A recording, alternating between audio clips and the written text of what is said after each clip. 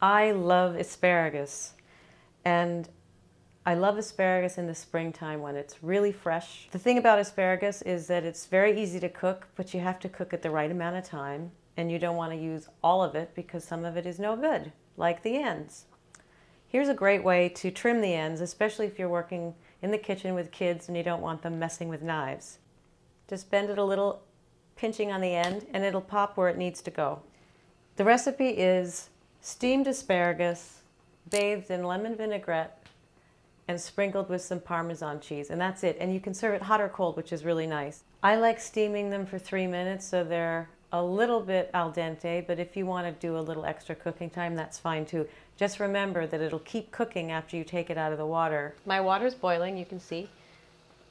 Toss in the steamer plate. Dunk in your asparagus and cover it. It's really worth having a kitchen timer for things like this when you have 3 minutes, because you go back to doing your vinaigrette or shaving your Parmesan, or the phone rings and you forgot that it's 3 minutes for the asparagus, and suddenly it's 12 minutes and everything's melted and it's horrible. Okay, this is probably ready. I dump my asparagus in my platter.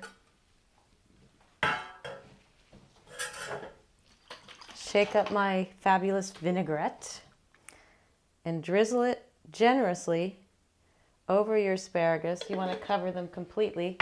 And then you've got, this is a hand calf pretty much full with freshly shaved Parmesan, which is pretty light and fluffy.